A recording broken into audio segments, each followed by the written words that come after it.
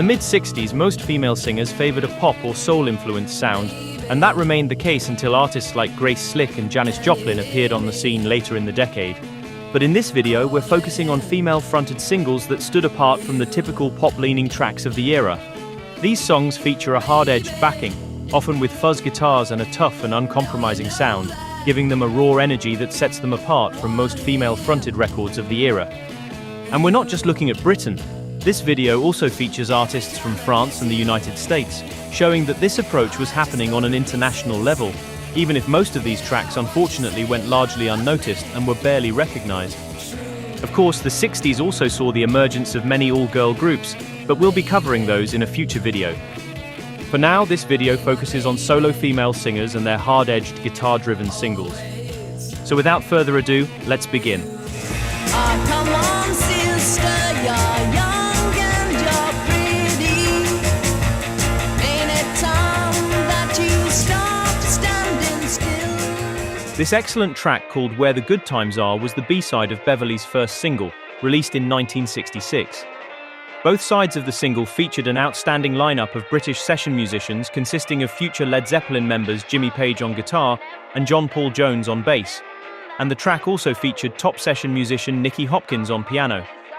The A-side was a fantastic composition by Randy Newman. The night's a little colder, and I'm alone, happy new year.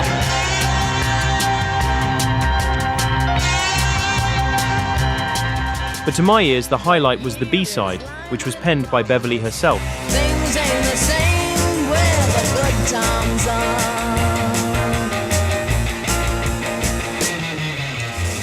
The track featured some excellent razor-sharp fuzz guitar by Jimmy Page and superb piano work by Nicky Hopkins.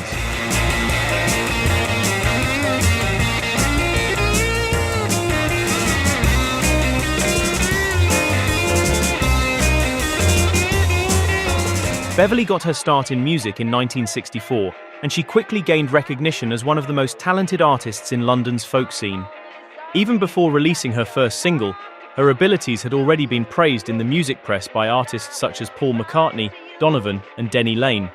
And this attention prompted producer Denny Cordell to help her secure a contract with Derham Records, a subsidiary of Decca Records that focused on more adventurous artists. In fact, Beverley's debut single, along with Cat Stevens's first 45, was the very first release on Derham Records. Unfortunately, despite getting a fair amount of promotion in the music press, the single didn't chart. Later in 1969, Beverley married folk musician John Martin, with whom she recorded a couple of albums in the early 70s. Even though it didn't chart when it was first released, over the years Beverley's first single has gained major cult status, leading Fly Records to reissue it over 50 years later in 2018. Do yourself a favor, count me in. Doesn't cost much more, and it's easy to win. Hold On by Sharon Tandy is one of the fiercest and most memorable female-fronted freakbeat tracks of the 60s. The song was originally released in 1967 as the B-side to her cover of Stay With Me Baby, but Hold On was clearly the standout track of the single.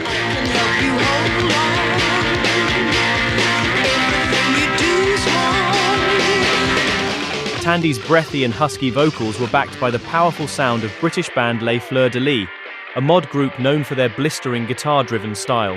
In fact, one of the highlights of the song is the explosive Way Out guitar break by Bryn Howard.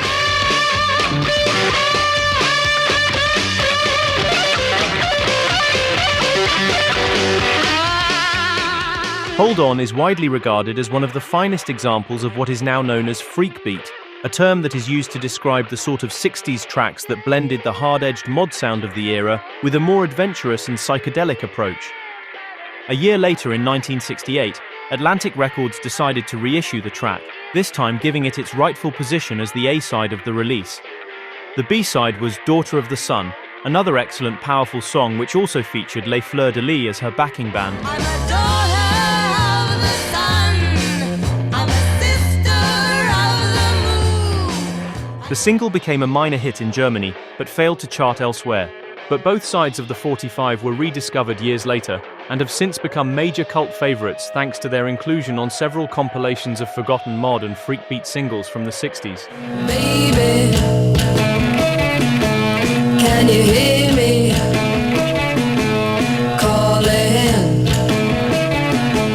Another outstanding track from the mid-60s was this one by Tracy Rogers, released as an A-side in May 1966. If you let me kiss you, I just go to pieces. Yeah, won't you say you love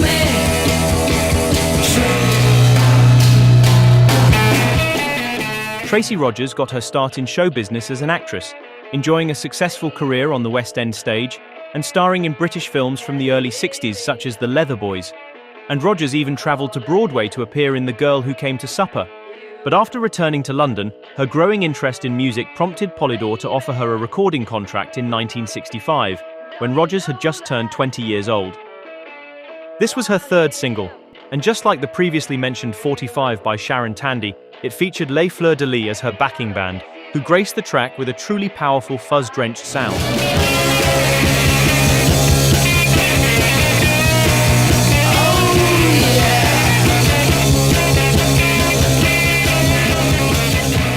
The song stood in stark contrast with the pop-leaning or soul-influenced singles that most British female singers were releasing during that period.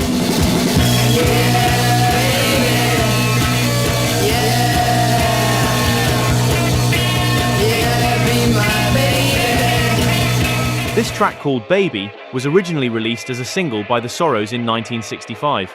But unfortunately, neither The Sorrows' original version nor Tracy Rogers' cover made much of an impact on the charts. Nevertheless, Rogers' version remains a highlight and an anomaly among female-fronted singles from the mid-60s. Rogers released her final single in late 1967, and not much is known about her career after the 60s. According to several sources, she later became a pub landlady in Brighton, where she played a key role in establishing the city's gay scene and co-wrote 2 alternative pantomimes. Unfortunately, Tracy Rogers died in 2008 at the age of 63 due to respiratory failure. Je n'attends plus personne. Non, je n'attends plus rien. This track by Françoise Hardy was released in 1964, and it's one of the darkest and most unusual songs she ever issued. The fuzz guitar that dominates the entire track is particularly noteworthy for a 1964 release.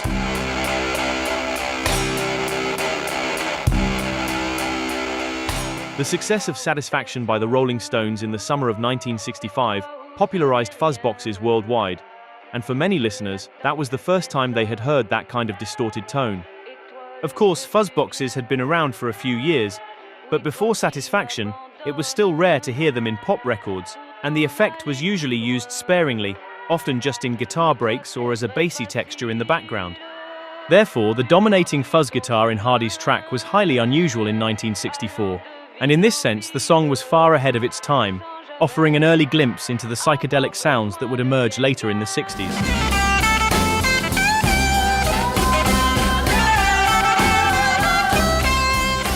Je n'attends plus personne was recorded in Britain, and the fuzz guitar that dominates the track was once again provided by Jimmy Page, who was one of the first British guitarists to acquire a fuzz box. Françoise Hardy enjoyed a long and successful career, with her music finding recognition and acclaim beyond France. And this track in particular remains one of her most unusual and groundbreaking recordings. Unfortunately, after a long battle with cancer, the singer-songwriter passed away in June 2024 at the age of 80.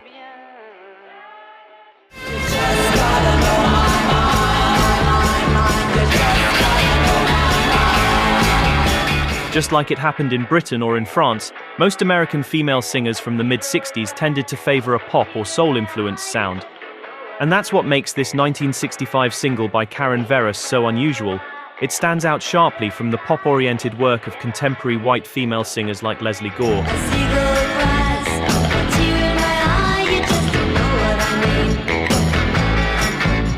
The single was arranged by Jack Nitzsche and produced by Dave Hassinger, who also engineered several Stones singles from that period.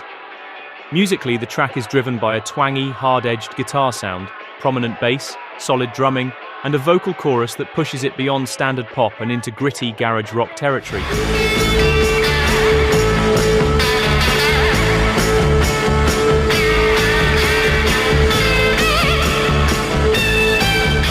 You Just Gotta Know My Mind was written by Donovan, but oddly enough, Donovan never released his own recording of the song. It appears that he made a demo version that publisher Southern Music distributed on lacquer acetate, and that's the way the song was discovered by Dot Records, who released this Karen Verros single in October 1965. Unfortunately, the single didn't get any push from Dot Records, but despite its lack of chart success, the track was rediscovered years later when it appeared on compilations such as Girls with Guitars and Girls in the Garage, and just like most of the singles featured on this video, it has become a truly expensive collector's item.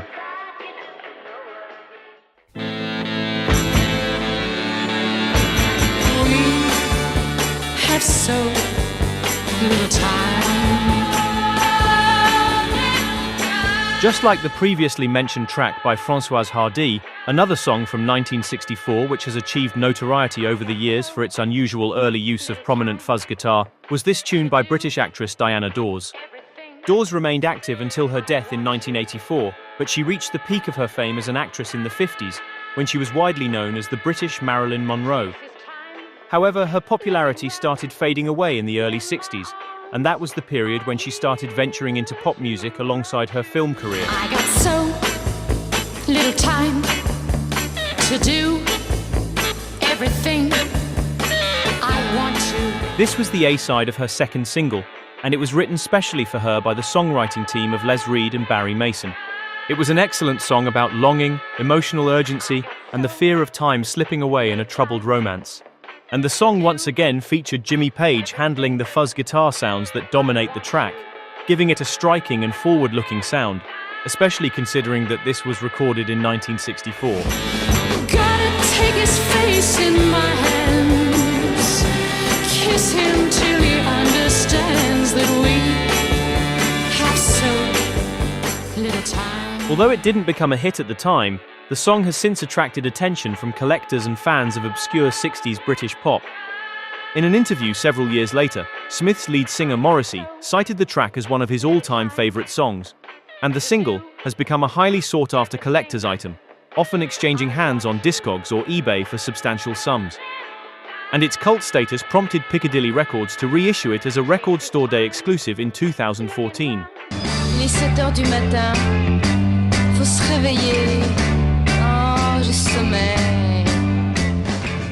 The 60s French music scene is often remembered for the explosion of the yeah-yeah movement, a youth-driven sound that blended pop melodies with modern style and irreverent charm.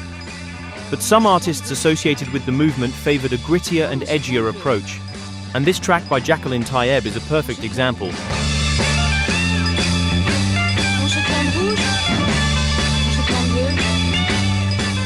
Sept heures du matin was released in 1967, and it stands apart from the lighter, more carefree pop that dominated the movement thanks to its driving fuzz guitar, its pounding rhythm, and Jacqueline Taïeb's detached vocal delivery. All these elements give the song a tougher and more rock-oriented sound than the mainstream French pop of the era. And the song also openly reflects Taïeb's admiration for British groups from that period like The Kinks, The Who, and The Rolling Stones. This influence is clear both musically and lyrically, with the song even making a direct reference to My Generation by The Who. Talking about my generation. This connection to British modern rock culture gives the song a distinctly international feel and helps explain why it has remained popular with collectors and fans of harder-edged 60s pop. And Jacqueline Taïeb even recorded a version of the song in English, which was retitled 7 a.m. It's 7 in the morning, I've gotta get up. Oh, I'm so tired. Despite its moderate success when it was originally released, the track is now widely regarded as one of the most ahead-of-its-time French pop singles of the 60s, frequently appearing on compilations of freakbeat, garage rock, and obscure European pop. And it's a perfect example of how some French artists pushed beyond the genre's usual boundaries and came up with brilliant results.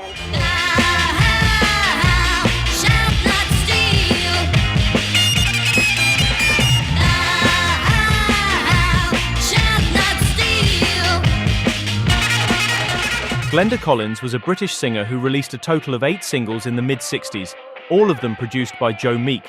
And among these recordings, this track called Thou Shall Not Steal stands out as one of the highlights of her career. The track was released as a single in 1965, and it featured future Deep Purple member Ritchie Blackmore on guitar. At the time, just like Jimmy Page, Blackmore was one of the most in-demand session guitarists in Britain. And considering that this single was released in 1965, Blackmore's guitar playing was quite ahead of its time, clearly pointing towards the hard rock and heavy metal lead guitar styles that emerged years later.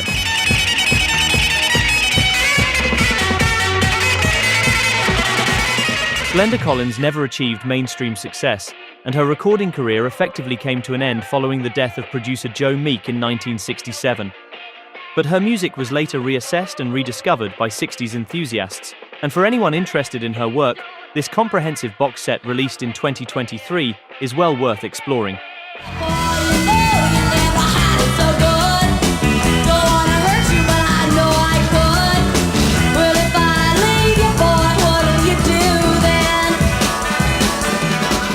This track by American singer and guitarist Denise Kaufman was released in January 1966 by Wii Records, and it stands out for its tough, garage-leaning sound and Denise's snarling, confrontational vocal delivery, which set it apart from the more polished pop records that most female singers were releasing at the time. The song is a killer put-down track aimed at an ex-boyfriend, flipping the script on the countless mid-60s garage songs about unfaithful women.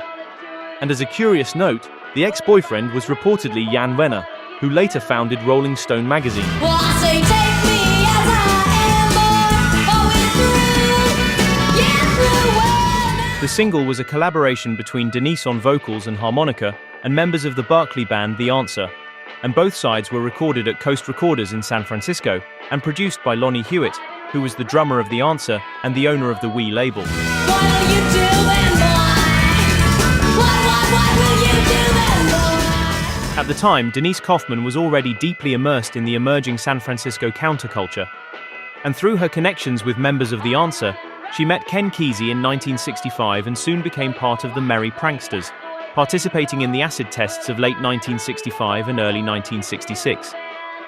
After leaving the prankster commune, Denise Kaufman played with the Frantics, a band that later evolved into Moby Grape, and she eventually joined the all-girl group the Ace of Cups. Even though they never released records at the time, the Ace of Cups were a fixture of the San Francisco scene, sharing stages with bands like Jefferson Airplane and Quicksilver Messenger Service, and even opening for Jimi Hendrix, who later praised them in the British press. The single by Denise Kaufman went largely unnoticed when it was originally released, but it has since become one of the most sought-after garage rock singles of the era, with copies changing hands for sky-high prices. In fact, an original copy was recently sold for $5,000. Its raw attitude and uncompromising sound have cemented its reputation as a true cult classic of 60s garage rock and one of the toughest female-fronted singles of the mid-60s. The single was reissued in 2013 by Big Beat Records. L'amour, encore l'amour, toujours l'amour.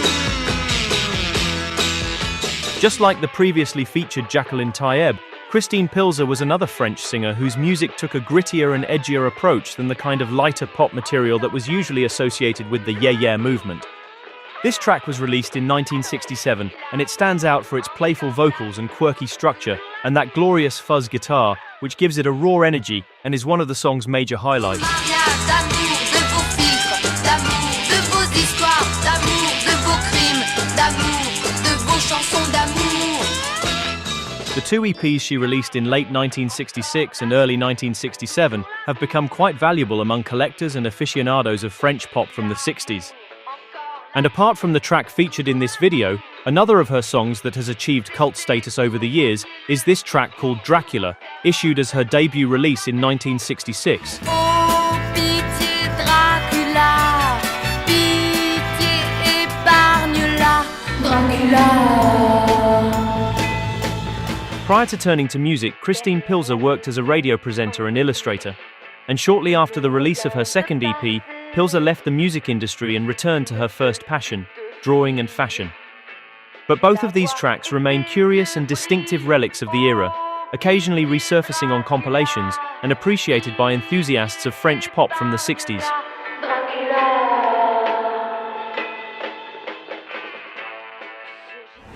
And now we turn to the flip side of Sharon Tandy's latest release, a powerful number entitled Hold On.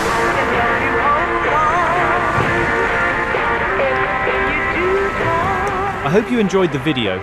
Let me know in the comments which of these tracks was your favorite, and feel free to suggest other songs that you think could have made the cut. See you next time.